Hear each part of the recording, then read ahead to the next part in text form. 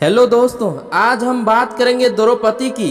द्रौपदी को किसने श्राप दिया था, उसका भरी सभा में चीरहरण हुआ था, ये सभी जानते हैं। द्रौपदी ने कौन सा पाप किया था जिसके कारण अनेक योद्धाओं से खचाखच भरे हुए हस्तिनापुर था, लेकिन फिर भी उसका मदद कोई नहीं किया। आइए हम जानते हैं। उसका वस्त्र हरण करने का और नग्न करने का प्रयत्न किया गया था।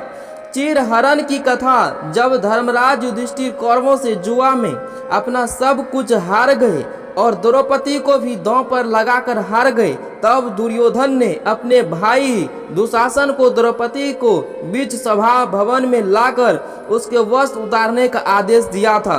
दुशासन जब पंचाली का चीर खींचने लगा तो उसने भगवान को आद किया, लेकिन किसी भी व्यक्ति ने द्रौपदी की कोई मदद नहीं की। अंत में द्रौपदी ने अपने आप को सहाय समझकर भगवान श्री कृष्ण को स्मरण किया और उसने कहा कि पाप और पुण्य कर्मों का ही फल उसका मान और अपमान कराता है। तो हे करुणा निधान, मैंने कौन सा ऐसा पाप कर्म किया है जिसके कारण आज अनेक महारथियों से भरी राज्य सभा में सबके सामने मेरा चीरहरण हो रहा है। तब भगवान ने द्रौपदी को उसके पूर्व जन्म का स्मरण कराया। क्या किया था पूर्व जन्म में द्रौपदी ने? कथा के अनुसार अपने पूर्व जन्म में द्रौपदी एक राजकुमारी थी। एक दिन जब द्रौपदी अपनी सखियों के संग गंगा स्नान के लिए जा रही थी तो उसने देखा कि गंगा में एक संत स्नान कर रहे थे और उनके अंग वस्त्र गंगा के किनारे रखे हुए थे। यह देखकर द्रौपदी को शरारत करने का विचार उसके मन में आया और उसने अपनी सखियों के साथ मिलकर उस संत के अंग वस्त्र एक स्थान पर छिपा दिए और चुपचाप घाट से निकल करके चली गई। स्नान करने के पश्चात अपनी सखियों के साथ हंसते हुए और आमोद प्रमोद करते हुए द्रौपदी अपने महल को चली गई।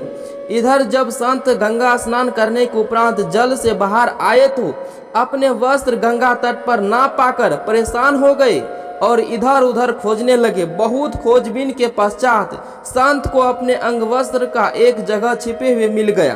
तब उस संत ने क्रोधित होकर श्राप दिया कि आज जिसने भी मेरे साथ ऐसा घृणित परिहास किया है और मेरे वस्त्र हरण किए हैं, एक दिन उसे भी अपने वस्त्र हरण होने पर समाज के सामने लज्जित होना पड़ेगा। इसी कारण से द्रौपदी का चीरहरण हुआ था।